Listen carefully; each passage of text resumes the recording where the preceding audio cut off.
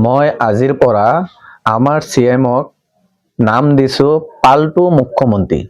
কথাটো মই কোৱা নাই, বদৰুদ্দিন আজমলে কৈছে, ভিডিঅ'টো চাওক। মই কৈছো আমাৰ চিফ মিনিষ্টাৰক মই আজিৰ পৰা পল্টু মুখ্যমন্ত্ৰী নাম দিছো। পল্টু নীতিশ কুমাৰ পল্টু, এইফালে যায় সেইফালে যায়, য'ত ভাল লাগে তোমাক য'ত গাদ্দি পায় পল্টু মানে। আমাৰ CM সাহেবেও যেতিয়া দেখিছিল বিজেপি ভাল আছে, কংগ্ৰেছক এৰি বিজেপিত আহিছে চিফ মিনিষ্টাৰ হৈছে। এতিয়া দেখি আছে কংগ্ৰেছৰ ভিতৰে ভিতৰে ভাল হৈ আছে, আৰু ভাল কোনে কৰি আছে?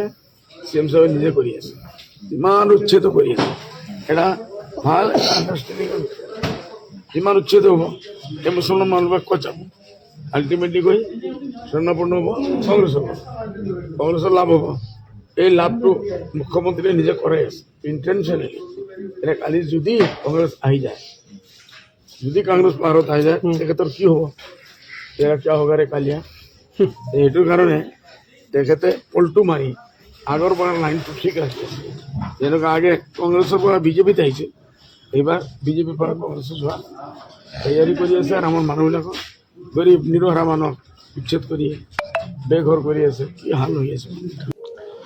পুনৰাই যদি বিজেপি শাসনত অসমখন আহে, তেনেহলে অসমখন কি হ'ব? বৰবাদ হৈ যাব অসমখন, বদৰুদ্দিন আজমলে ক'লে। ভিডিঅ'টো চাওক।